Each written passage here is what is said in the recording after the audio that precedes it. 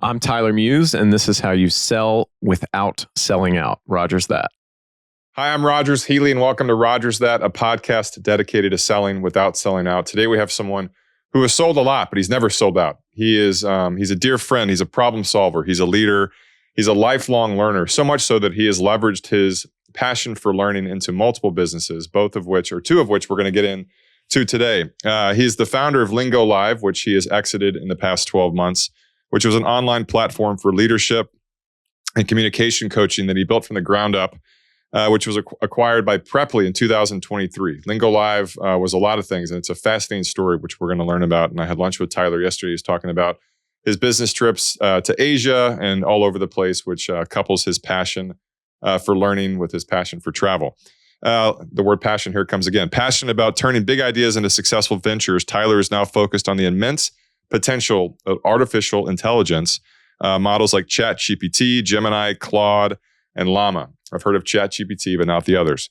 His latest venture is called Nobi, N-O-B-I. It's an AI-powered shopping assistant designed to enhance customer experiences and enhance customer experiences and drive business revenue. Above all, he's a proud husband and a father. He's become a dear friend of mine. I have a lot of respect for him. He is so diversely educated in things that I wish I had experience in. So today we're going to learn a little bit about my friend Tyler Muse. Welcome. Thank you, Roger. How was the intro? Good to be here. It was awesome. Did I miss anything? No, you nailed it. I feel like you would do it better than I would do it myself. So, really? Yeah, that was fantastic. Okay. Particularly Nobi, because that's a brand new thing, and you just articulated it perfectly. Yeah. Tyler, who'd you vote for? Yeah, let's just get into it. I'm just kidding. So Flip the table over. Yeah. So a Dallas guy. I knew who you were. I'm a little bit older, but we kind of ran in somewhat similar circles. But get us inside the head and into what made you you.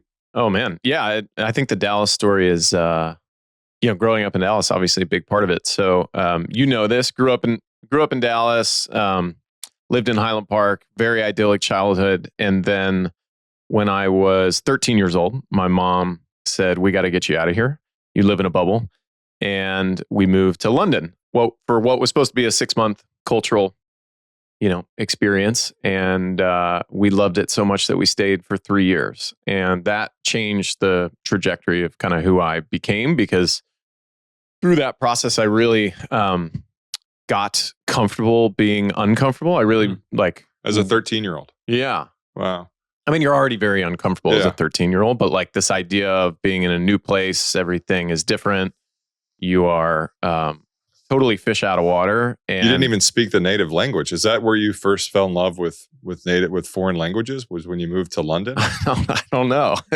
They do speak English over there. Oh, so yeah, it's just how it's going to go the whole day. No, not at all. No, maybe. I think definitely the exposure to people from totally different backgrounds was a key part of it. And actually not only feeling, a little bit uncomfortable about that, but actually feeling attracted to it eventually over time, learning about people from entirely different backgrounds and figuring out what they're all about and their language. That was definitely part of it. What was that like going from, Dallas, especially where we all grew up, they call it the bubble because you kind of don't need to leave and it's all kind of the same kind of people. There's not a whole lot of change. And then you go to maybe the melting pot of the world in London. And was it just, and obviously as a teenager, the puberty years, you're doing that all at the same time. What was that like the first few months? There's a difference between the first few days and the first few months. First few days, I was miserable, did not want to be there. My parents, particularly my mom, dragged us over there kicking and screaming. But after a few days, I realized this is awesome. Actually, I'm in a major metropolitan city. I'd never lived in a place like that before. I went from polyester uniform, all boys private school here in Dallas to co-ed, wear whatever you want, pretty kind of progressive American school in London, where there were kids from all over the world. And so I just, within 72 hours, I was like, this is actually okay. And then within a few months, I loved it. And we always say we were dragged over there kicking and screaming and then dragged back kicking and screaming 3 years later. So was your passion for learning and different languages, was that kind of birthed in London?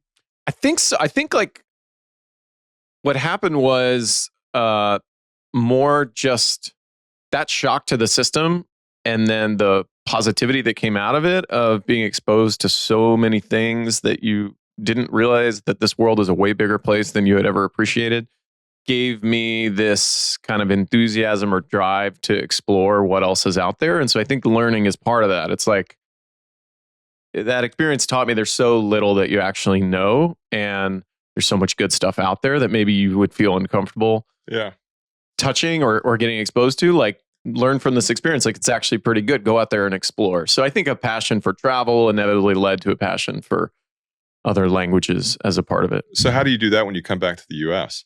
So obviously you came back to Dallas and you go from, I think, again, I don't know what your thoughts are, but I would say London and New York to me are one and the same. It's just like there's everything there. It's nonstop and there's never a typical day. Not that I've lived in either city, but I've been there enough to know it. And you come back to Dallas, which was back in the 90s, was kind of vanilla and predictable, but you had this burning desire as a teenager to learn something different. And so how did you leverage that? You obviously went to college in California. Yeah. Did you just have that entrepreneurial bug in the back of your head the whole time?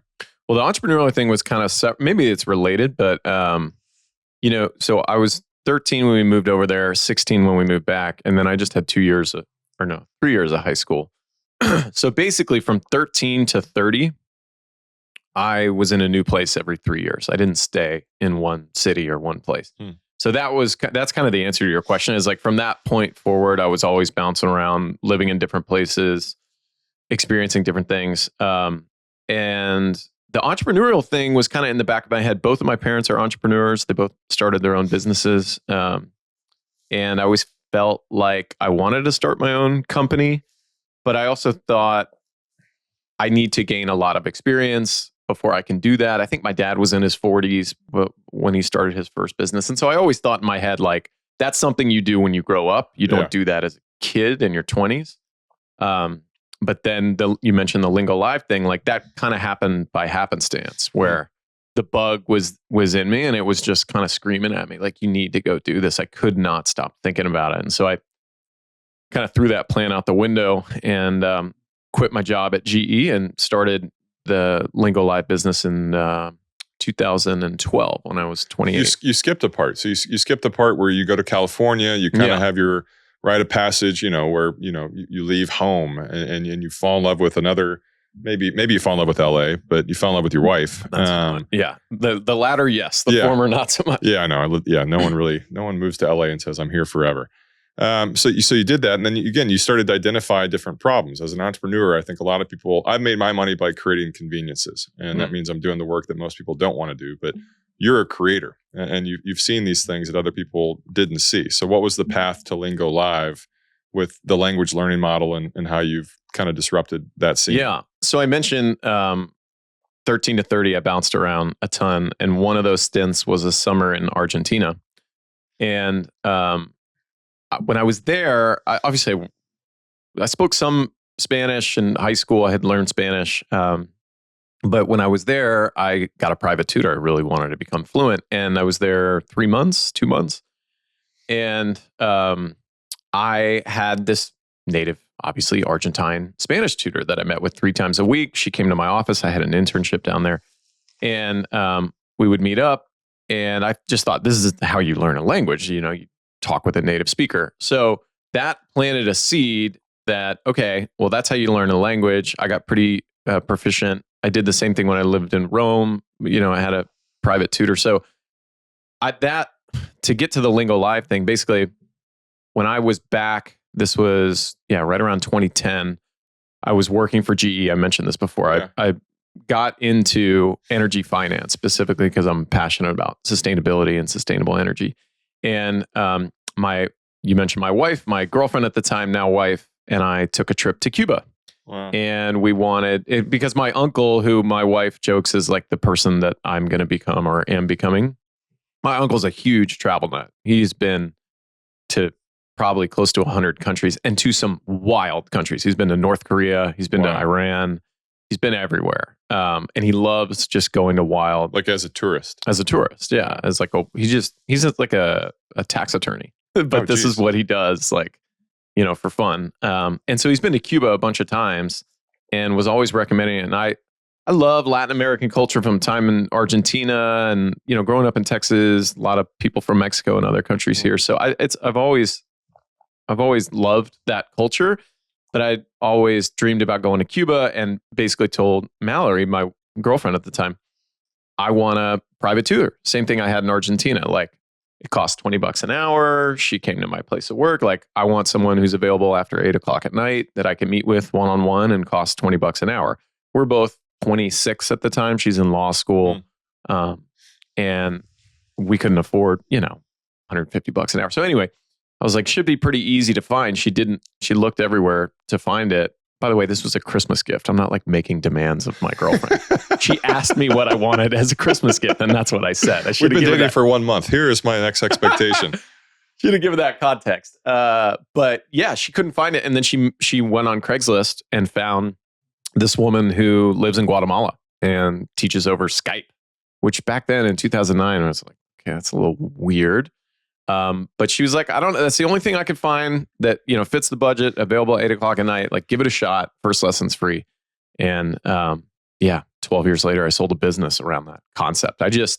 I fell in love with the whole process. It was everything I liked about the experience I had in Argentina with a private tutor, but none of the stuff I didn't like, in that she wasn't coming into my place of work. I could do this on my own schedule. 8:00 at night, I'd be in my PJs, turn the laptop on and have a chat. And so I just thought it was a hobby that I was doing. I wasn't thinking of it as a business.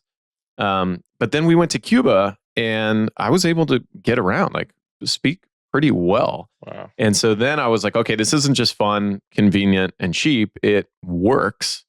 You can make this a business. And so that's where that bug kind of started going in my head. That entrepreneurial bug was like, you need to go build this. How do you build something like that? And again, I think a second time founder, in my opinion, is so much more investable, right? Because like you're a man on a mission now with Nobi, and all the things that you learned with LingoLive, you probably are applying, even though it's a different vertical, between industries. But how do you scale something like that? Like even from day one, like what's the business plan? Hey, I want to go find people in Argentina that are going to teach people in Atlanta how to speak Spanish.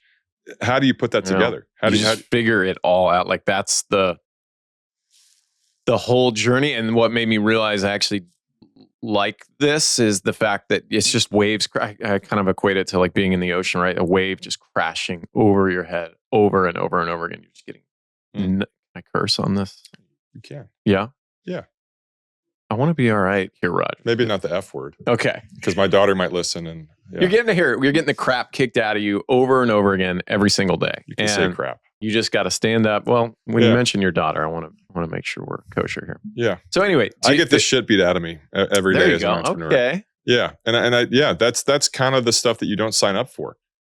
I guess I loved it. I just thought it was, so the short answer is like, I had to figure out how to build a website. I had to figure out like how to run ads on Google and target people in Atlanta. Like you said, you just have all these different ideas of like who might want to do this. I would go stand in line at kids' elementary schools to parents waiting in line because I had a theory that like, okay, maybe it's a kids focused thing. And so I talked to, car lines in Austin. I was living in Austin at the time. There was like lines of parents waiting to pick up their kids. And I would just walk up to the car and ask them like, hey, do you teach your kids foreign language? And they were, pretty quickly I was kicked out of these schools. No more candy. We're good. Yeah. But like going into Starbucks and interviewing people randomly, just like, hey, have you ever tried to learn a foreign language? Like talk me through that process.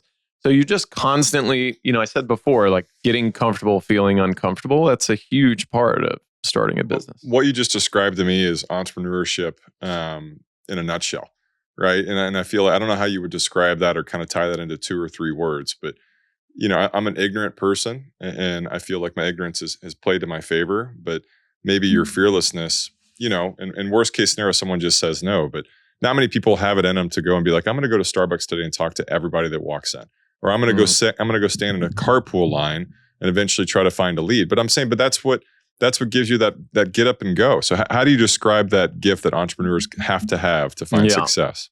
I think the thing I always say is relentless creativity.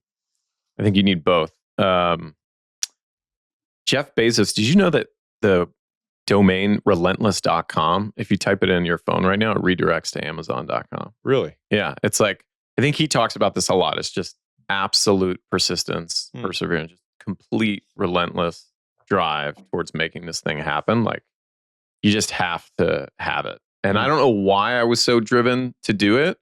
It wasn't about making a ton of money. Yeah. I think that part of it was there. Like, I had also seen The Social Network. There's like a whole crop of us that tried starting tech businesses after 2009. Yeah. I'd seen that movie. So for sure, there's like a part of it that's like, wow, you can make a ton of money. You could build like a big successful company.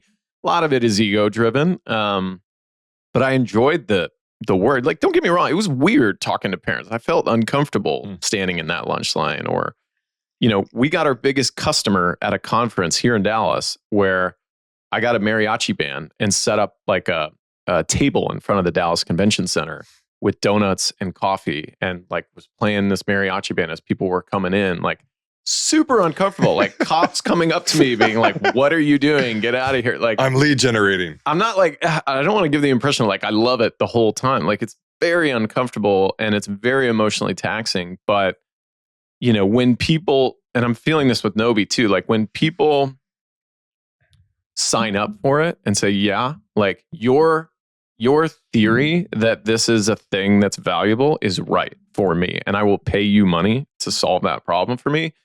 It's like a drug for me. I just love it. It's the biggest, it's the reason that you do it. And so, when that happens, it lets you get past all the discomfort. So I want to get to Nobi, but with LingoLive, you build this company, you start sourcing, you figure out that you're relentless, you figure out that you're resourceful, all the things that are just the key ingredients for an entrepreneur to find success. And then it starts working, right? And then it starts scaling. Like, what was that like, knowing that what you had was lightning in a bottle? And again, he mentioned Skype, which maybe people don't use Skype like they used to before COVID. Now it's, Zoom and Google Meets and Microsoft Teams. But what was that like pitching that and raising money and explaining to people that, you're first to market, maybe you're only to market. And by the way, we're working with people that don't speak English. Like, how did you put that all together? Yeah, a lot of ups and downs. Like, we had, first of all, there's a series of pivots in there. Like I mentioned, standing in line, trying to sell this to parents. Like, we didn't know if started the company in 2012, and it wasn't until 2014, almost 2 years after I started it, that I was like, screw all the B2C stuff we are selling to businesses. And it was because we met Facebook at that conference, and Facebook became this huge customer for us.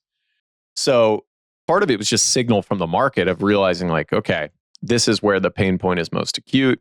But that signal was also a bit misleading. So the answer to your question is depending on the time frame, was it exciting or was it incredibly demoralizing? Because we signed up Facebook, Twitter, LinkedIn, Google. We got all the tech companies. We were like, all right, this is amazing. We're just going to ride these tech rocket ships. We're going to train their employees who are English as a second language.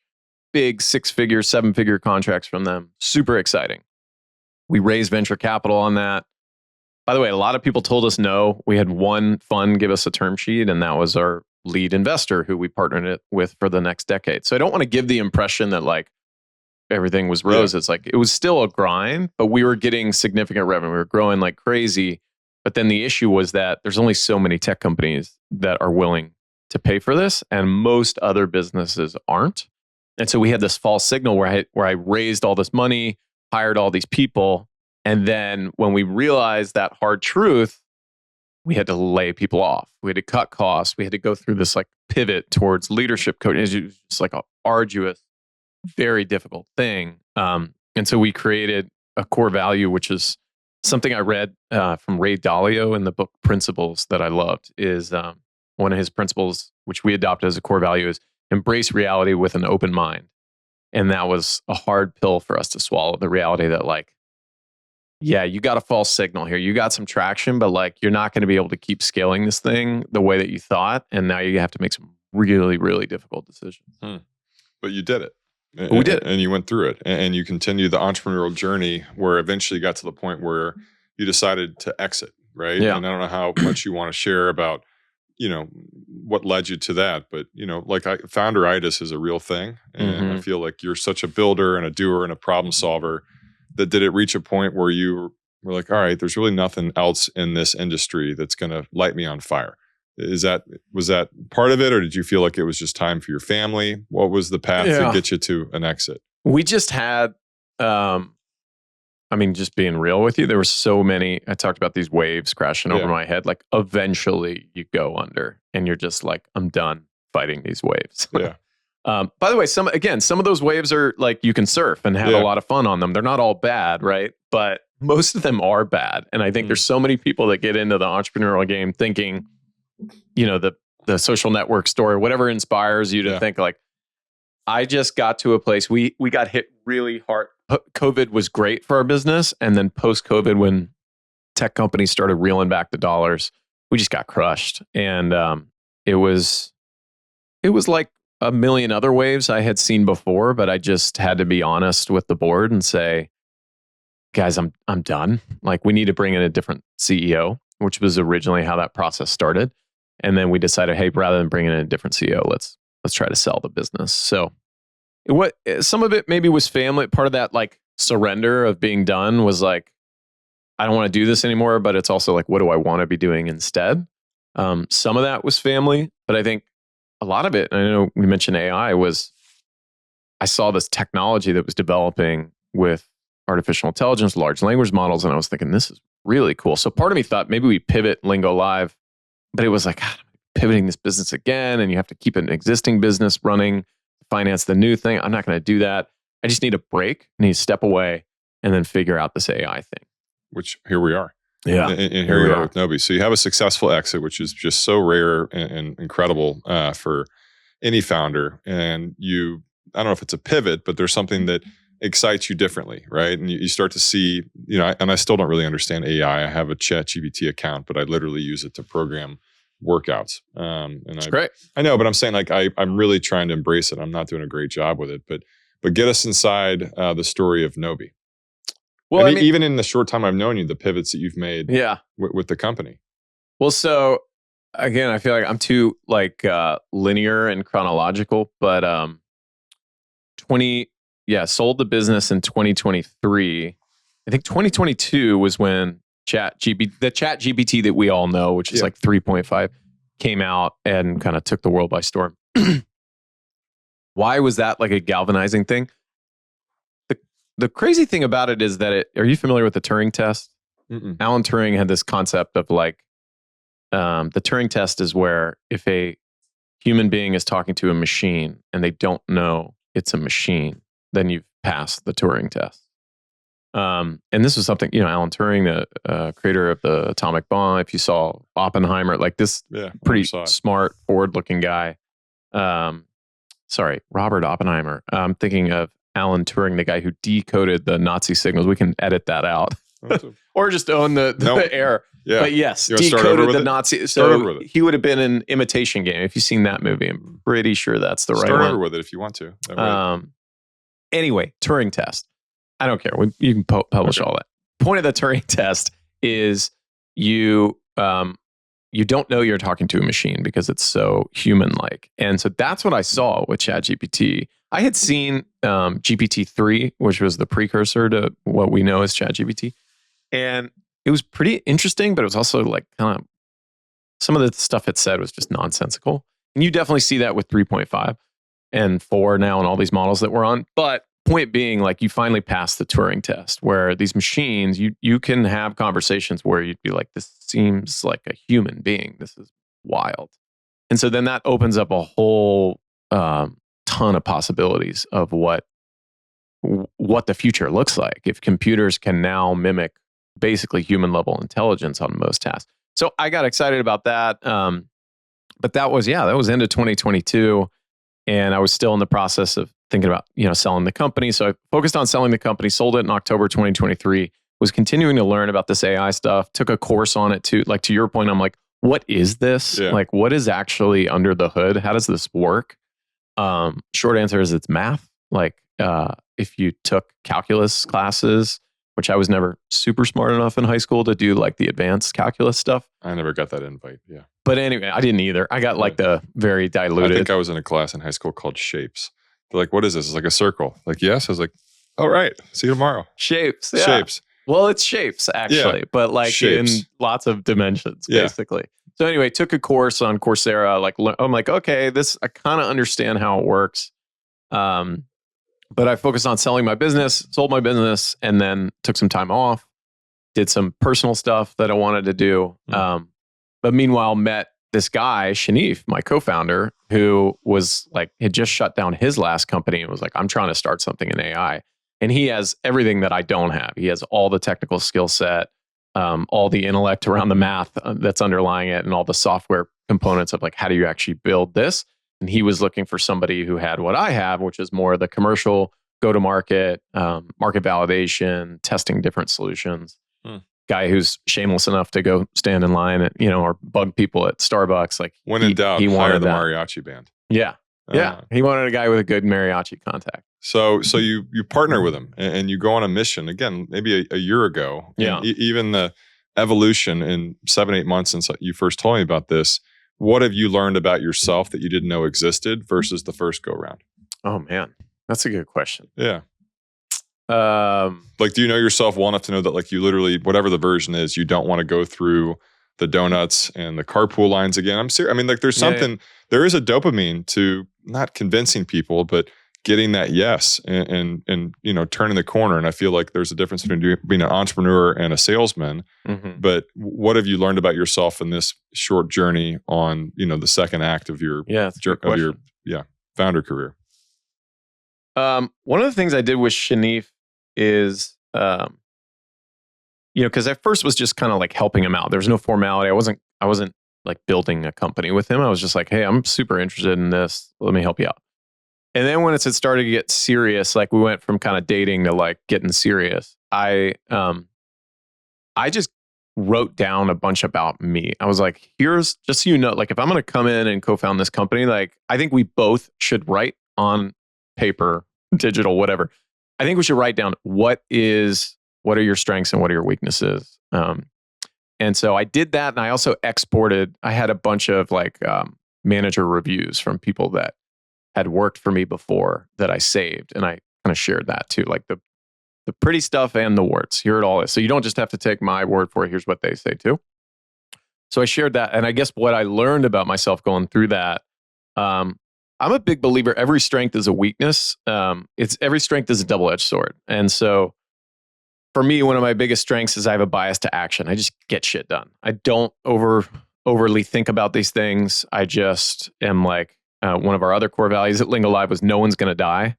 We're not doing brain surgery here. We're not launching rockets to space. We are training people in foreign languages. Like no one's going to die. We can experiment. We can test stuff out. We should enjoy the ride, But that means that I've got like a quick bias to action, just push it out, ready, fire, aim. There's obviously a downside to that, which is that like sometimes you don't need to fire. Sometimes you actually need to calibrate and make sure that you're focused on the right thing. So I think I learned about myself that a lot of my biggest strengths are real strengths. They're like real assets, especially at an early stage startup where you're just trying to test stuff and get things out and you're wrong a million times before you're right. But I also realized like, yikes, this can be a big blind spot or a weakness. And Shanif and I were laughing in that he's the exact same way from a philosophical standpoint. So while our hard skills are totally different and complement one another, our soft skills are actually exactly the same, which is part of why we like working together so much, but also a potential red flag in that like we might need to bring some people in that are a little more patient. But you're identifying that early on. Yeah. And I feel like it's like counseling before you need it. So you're doing this and you're on a mission. So explain to us what like as of November 2024, what is Nobi? So Nobi is, and again, I think you said it better than I could because I've literally, it's like 3 weeks in the making, this manifestation of it. But Nobi is an AI shopping assistant that lives on your online store. So like Goat Fuel could have this embedded on their website where it's like search with AI. You're searching for a specific product. You want to search with AI. So an example customer we're talking to is a huge retail department store. And then they've got an e-commerce side to their business as well. And people come to them and they're looking for, maybe you have a wedding in a couple of months and the theme is modern minimalist. Your friend is like into this and you don't really know what that is. Which means you're not invited. Yeah. Yeah, exactly. It's just so modern. Modern minimalist, but also like a huge registry, like buy us all the things. Yeah. But anyway, you would go to like Chat GPT maybe and be like, what is modern minimalist? Like, what should I wear? Instead, you would just do this on the website. Search with AI, say, hey, I need a dress and shoes for a wedding that is modern minimalist. The AI would say, here's what that theme means. Here's some dresses I found of the thousands of dresses that this company has for sale that I think would be great for this wedding that you have. And by the way, here's some shoes and maybe a clutch that could go with that might be the perfect outfit. So if you remember the idea of like personal shoppers in Bloomingdale's or whatever, it's that experience. Again, like LingoLive, take everything that was good about the offline thing and get rid of the bad stuff. You don't have to drive to the shopping mall, park. You don't have to get out of your PJs. Like you're in and out, you get the products you need, and then they get shipped to your door. Do you feel like at the end of the day, AI will net create more jobs or cost more jobs? I don't know. All these technological revolutions that have happened, the PC revolution, the software.com stuff, there's always been, the Luddites that are saying this is going to, ruin jobs and eradicate employment, and we're going to have poverty and, giant wealth creation, wealth concentration with those who own, the IP and those who don't. But what's happened is that it's always created new jobs. We've found a way to adapt. And there's definitely been job loss with each of these. But we found ways to adapt and thrive and be more prosperous as a species. But I think the thing with AI that is scary is that it's, those prior things I just mentioned, PC revolution, software, those took time, like, a couple of decades to have all the disruption kind of shake out. And AI is it's changing so fast that you may have disruption on a similar scale, if not greater scale, but it's happening in like a 3 to 5 year period, not like a 30-year period. And what does that look like? So I don't know. What does the future of Nobi look like for you? I don't know, but that's why I love it is like when you're this early. I mean, we literally just started the company 2 months ago, essentially. So when you're this early, I'm going to look back on this podcast 100% and be like, that's hilarious that I thought that that's what we were doing. Wow. It always changes. It always evolves. But the reason it's what I just said is that we spent a good chunk of time with a use case that was entirely different from what I just mentioned. And we never got that drug that we talked about before. We got a lot of people saying this is cool, but nobody really saying, I want to buy this. I'm going to put money down and pay you to do this for my company. And that has not been the case with the shopping assistant. We're already getting customers signed on. Has it been more fun, different fun? What's the journey been like in a year of this versus 12 years with your last go around? Good question. I think it's been more fun. Part of me is like, why are you doing this to yourself again? Which I didn't have before. I was just naively optimistic before. And so I don't have that now. I kind of know how stupid it is to be starting a business from scratch. But it's more fun because you've learned so much along the way that like there are fewer things that scare me now than did before. And I'm excited because when I get signals now, I kind of know what they are versus in the past, I would just be like chasing red balloons left and right. I can be a lot more focused and diligent now. And I also have more perspective. Like, when I started LingoLive, it was the only thing I cared about. My wife was in law school, girlfriend at the time. She was in law school. She was in the library all day, every day. And I was right there next to her and we were both cranking. Like that was our life. She was studying. I was building, LingoLive. Now I got 3 kids and I say, and I said this when I was CEO of LingoLive, I'm trying to be a great husband, a great father, and build a great company in that order. And so if I'm overly prioritizing Nobi stuff to the detriment of my family, it's a no-brainer what I'm doing. I'm gonna kind of pump the brakes on the Nobi stuff. And so I have that perspective now, and things are really good on the home front. And so I'm more able to realize, like, even if things don't work out with Nobi, that's just the cherry on top. I've already got the sundae. I'm good. It's wisdom, and I feel like if the most dangerous people are the ones that have nothing to prove, and I feel like you're lethal with, how you're using your time, which maybe leads to more efficiency. And I feel like as a founder myself, the first few companies I was a part of, I didn't have a path, which means I was kind of unintentionally wasting a lot of time. It was a lot of fun, but now kind of man, I'm on a mission with, part 2 of my career. Best advice you've ever received?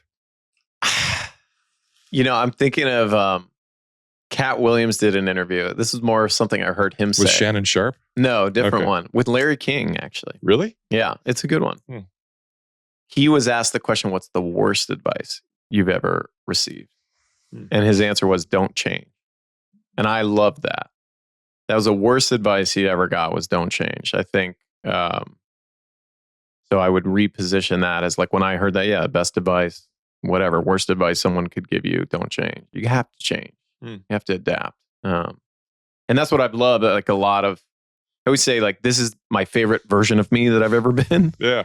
Because, and I've changed so much, and I'm excited about how much more I'm going to change, but more because I'm just completely not the most important person in my life now. And I think for most of my life, up until I was, 35, before I started having kids, I was the most important thing in my world. And I haven't been the last, 5-10 years. And I love that. And so the advice I got, that's coming to mind for my parents is, family's everything. And you got to take care of those that are less fortunate than you, and be a servant leader. And so I'm thinking of that. And I'm thinking of Cat Williams saying the worst advice he ever got was don't change. I love it. So talk to me about legacy. You get to look back in 50, 60 years and all the things you've done from a worldly perspective. Obviously, father and husband, paramount, which that's what makes you just a beautiful person. But you think about the impact that you've made, whether it's somebody learning a different language, maybe you helped somebody's back end increase sales. What's the legacy you want your professional life to be surrounded by, or to be focused around? Yeah, I'm trying to think of the exact quote from Maya Angelou. She said, people don't remember the things that you said or the things that you did, but how you made them feel. Yeah. So that's, when I say don't be an asshole, that's what I'm thinking about, is like, people remember how you made them feel. So with my wife, with my kids, most important things in my life, with my friends, with the people around me, how did you make them feel? Did you make them feel heard? Did you make them feel supported, confident, excited? Did you bring fun and joy into their lives? That's the struggle. Love. Yeah, it's cheesy as it is, right? No, like, did you make them feel love? That's it. As cheesy as it is, no, it's man. not cheesy. It's real. And I feel like you get older and you get married and have kids, you can talk like that because you actually you feel it. Yeah. So here's a heavy question. You get to have one theme song. What is your theme song? One theme song. Like what's your theme song? What's the song that Red Wine by UB40? Maybe not a theme. Maybe that's your song that you pick that you get to live on an island with. But maybe is that your No.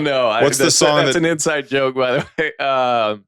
He's a big music guy, and we were at a retreat a few weeks ago, and I asked him. He has access to one song forever. What's the song? And I literally, this was out of completely not even left field. You were firing off question after question about music. So some context here is that I was kind of like up on the ropes, getting battered left and right. And I'm like, UB40, Red Wine. Yeah, but that's which leave me alone. That's the great answer. So what's the song that describes you? Oh man. I'm, with all this stuff about love. UB40 has other hits. They did a great cover of The Way You Do the Things You Do by the Temptations. They have great cover of, what is it? Can't Help Falling in Love by Elvis Presley. Yeah. But you don't have to limit yourself to just UB40. They're probably watching right now. They probably are, yeah. Oh my God, someone's talking about us. Yeah. I'm thinking about Cat Stevens. Ooh. I'm trying to remember the song. Peace Train, Father and Son. No. Old Schoolyard. My thing is I'm not good on lyrics. Music is all like, I feel that's why I like rap and hip hop, is there's a lot of